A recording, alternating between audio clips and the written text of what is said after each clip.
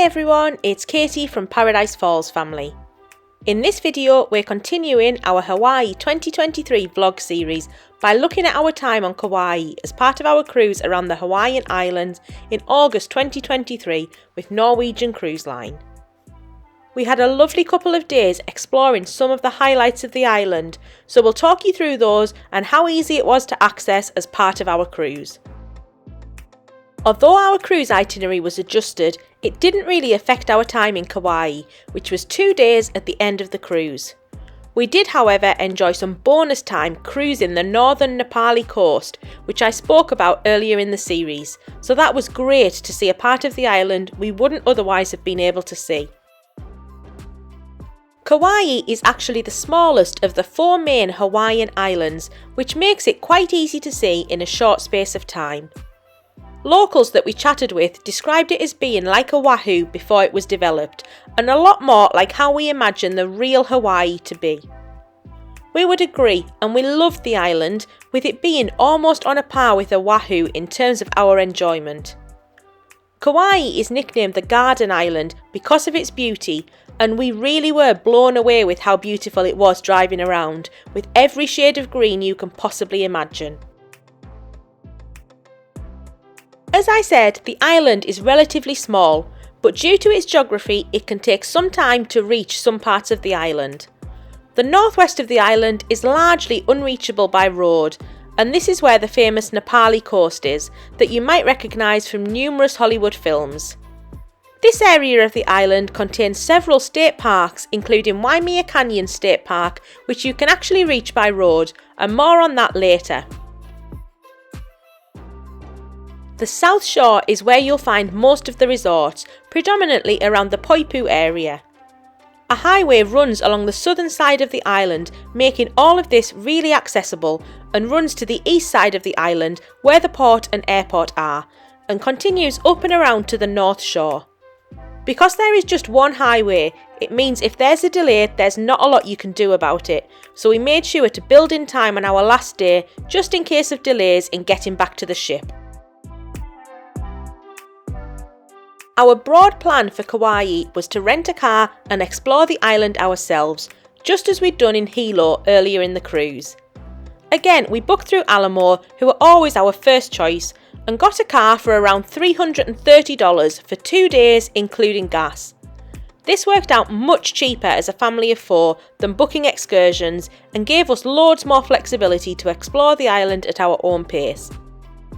Our plan was to try and avoid hopping between the north and south shores due to the drive time, so our first day was planned for the south of the island and our second day for the north and east of the island. We started our first day with a quick breakfast in the stateroom before getting off the ship pretty early at around 7:30 in the morning. We docked the previous evening, so were free to leave whenever we wanted, and decided to get an early start with so much to do on the island. With the ship being in port for so long, it really thins out the queues, and we never experienced a wait getting on or off the ship. There were taxis lined up at the port ready and waiting, so we jumped in one to Lihue Airport for around $20. We were able to pick up our car really quickly and got on our way. First off, we fit in a quick stop at Target nearby to pick up some food for a picnic lunch later in the day to save time. We'd heard all about the wild chickens in Hawaii, and in particular on this island of Kauai. We'd seen a few so far on Oahu, but Kauai was where we really noticed them, running around the car park at Target and next to the roads as we drove, and it felt like real authentic Hawaii to us. Our first stop for the day was going to be Waimea Canyon on the other side of the island. This is billed as the Grand Canyon of the Pacific, so we thought we had to try and see it while we were here. The drive time from the airport is around an hour, but it's a lovely drive with views across the beautiful green island. Even just leaving the Lihue area, there were walls of green either side of the road and several lovely stop-offs.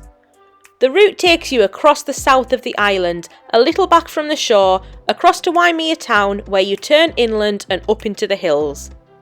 This is where the road gets windy, so take it slow. We fit in a couple of stops so we didn't feel too travel sick. 1 or 2 were just roadside stops to take in the amazing views, but we planned a stop at the Red Dirt Waterfall at mile marker 4.5. There's not a lot of parking here, so it's mainly just park on the roadside, but it was well worth the effort. This was actually our favourite part of the drive, and we spent a good chunk of time exploring the area and playing by the waterfall and hills. If you're coming up here with kids, I'd say that this is a must-do stop. We'd noted down a couple of other stops, a lookout at mile marker 5.5, a nature loop at mile marker 9, but we found these were both jammed with cars, so decided to skip ahead in the hope of catching them on the way back down. The main lookout for the canyon is at Waimea Canyon Lookout at mile marker 10, and it's a must-see. There's a bigger car park here, but unfortunately it fills up fast. We managed to find a spot on the roadside just outside, but it's best to get here earlier if you can. We paid the $5 per person for entry to the park, and then there's a great viewing platform just up from the car park where you can look down across into the canyon. The views really are beautiful and completely breathtaking, and well worth the trip up here. The kids were less interested, partly because of the heat. It was now around 11 AM and scorching hot, so they weren't for standing around. So we didn't spend too long here, just enough to take in the beautiful views and get some amazing pictures. The lookout also provides ranger talks and has details of nearby walks and hikes. Ideally, we'd have come here earlier and had the full day, and then we would have considered one of the shorter walks, but we just didn't have the time with only 2 days on the island. The road actually carries on way past the Waimea Canyon Lookout, and there are further lookouts, stops, hiking areas, and you enter Kauai State Park. If you go far enough, there are lookouts at the end where you can look down onto the Nepali coast from a distance, and the views are supposed to be spectacular. This might be something for another visit for us, or great to do if you have the full day to spare. While we were parked up, we took the opportunity to have our picnic lunch here and to refresh a little before we headed back down towards Waimea town down below. We decided not to stop at any more lookouts, as nothing really could top the views from the canyon, and we were conscious of time. Back down in Waimea town, we stopped briefly to see the monument to Captain Cook, as this was where he originally landed on the island, so this was an interesting little history stop. The town itself is pretty small, but a good place to stop and grab a shave ice if you fancy. We then carried on to the little town of Hanapepe, known as the inspiration for the Disney movie Lilo and Stitch. This is one of the kids' favourite films, so we made sure to stop off on our way back across the island. There's a cool painted mural which makes a great photo stop, and the main street has a few nice shops, and then there's a lovely swinging bridge that we stopped to have a quick look at as well. After a busy morning, we wanted to try and fit in some chill time on the beach. Poipu Beach is known as one of the best beaches in the world, so we thought we should at least see it while we were here. This area of the islands is where most of the resorts are, and there are several different beaches along the coastline that you can try. We went for the main Poipu Beach and managed to get a spot in the car park behind the beach surprisingly easily. The beach itself is relatively small and separated in two by a sandbar. This is often closed as the resident seals frequently use this. They also often play in the waters around here, and we found one dozing on the beach very close to us, which was absolutely amazing to see. The water was really nice. It was fairly calm, although a little rocky when you first go in. It's a great spot for snorkeling though, and we saw all sorts of colourful fish. There are spots to rent boogie boards and other equipment, and places to grab something to eat, so it's a brilliant place to spend the day. We had about an hour here to cool off and chill out, and then it was time for our ziplining, which we'd pre-booked for 2:15 PM. Ziplining was something we really wanted to try while we were in Hawaii, now that the kids were old enough. We'd done our research and Koloa Zipline sounded a great family-friendly company, and we'd get to see some great views up in the hills on Kauai. It wasn't cheap at around $700 for the 4 of us, and I had my reservations, but this turned out to be one of the best things we did all trip. All 4 of us thought this was absolutely brilliant, and we would highly recommend giving this a try. The tour leaves from Koloa town, just inland from Poipu.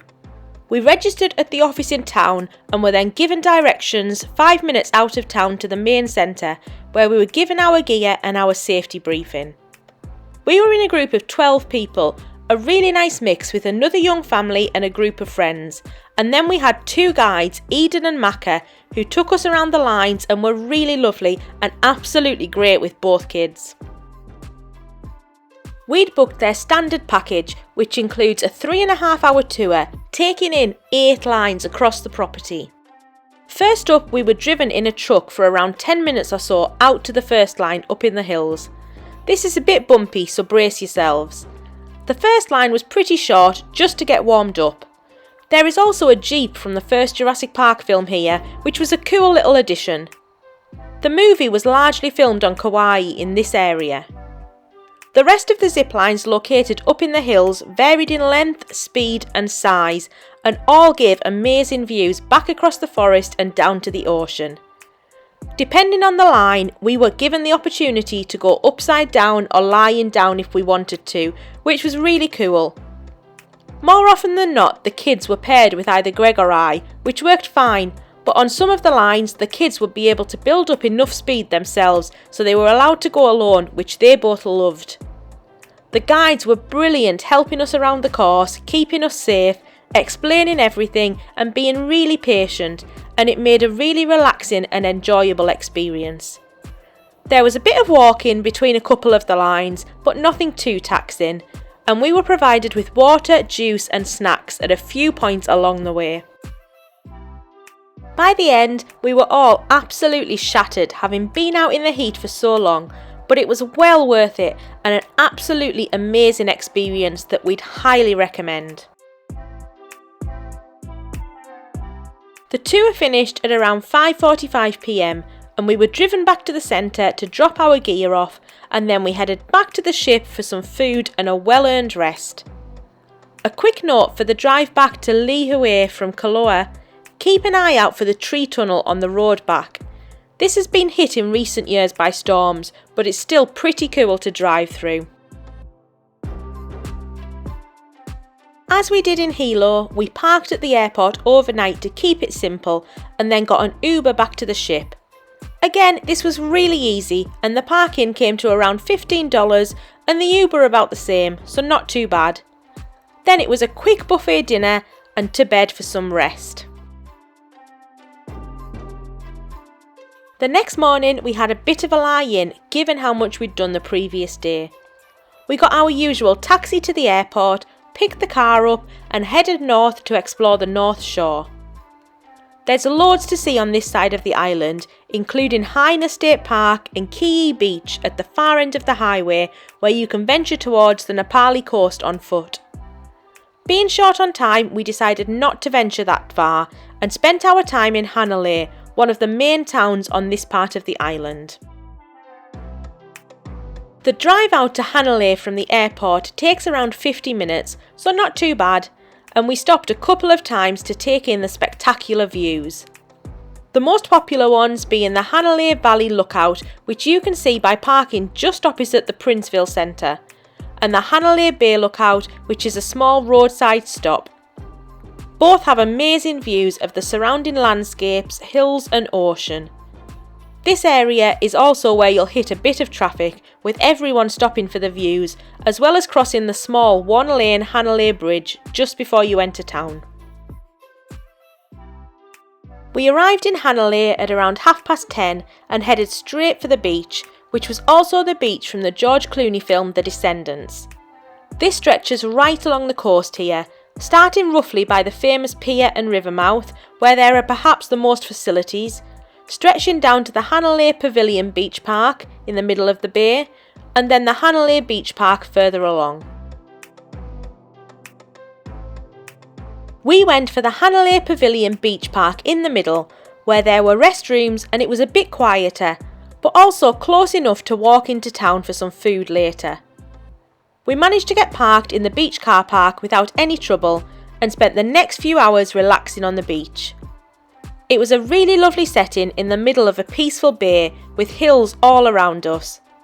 The sand was beautiful and the waves were great to play in, so we all had a blast. We even spotted dolphins swimming further out in the bay and could hear them singing and chattering when we dived underwater, which was an experience we won't ever forget. After a good few hours playing on the beach, we wandered into town to find something to eat. The town is a decent size with lots of shops and dining options, but we settled on Calypso's and had a lovely meal. By now it was around 1:30 and an all aboard time was 5:30. We wanted to give ourselves plenty of time in case of traffic and to drop the car off, so we decided rather than head back to the beach again, we'd start the drive back. We did plan a few more stops on the way back, including Kilauea Point and Opaika Falls, but we decided we didn't have quite enough time to feel comfortable and headed straight to the airport to drop the car off. We arrived there around 3 p.m. and then Ubered back to the port easily with a few hours to spare. We spent the rest of the day chilling out on the ship, swimming, playing table tennis and basketball, and we set sail at around 5:30 in the end as we watched from one of the top decks. We'd had an amazing time in Kauai, better than we'd actually expected, and other than Oahu, it's the island we'd most like to return to. Perhaps adding 4 nights to another trip would be nice, staying down in the Poipu beach area and getting to explore the island a little bit more. The next day, we disembarked the cruise for our final night in Hawaii, staying in Honolulu. Make sure to check out our vlogs that we've already done on Oahu to see what we got up to here. After Honolulu, we flew to San Jose for a couple of nights to break the journey back to the UK. We'll cover this in next week's video, so make sure to subscribe to our channel to catch that. In the meantime, if there's anything else at all you want to know, then please just message us in the comments below. Thank you all so much for watching.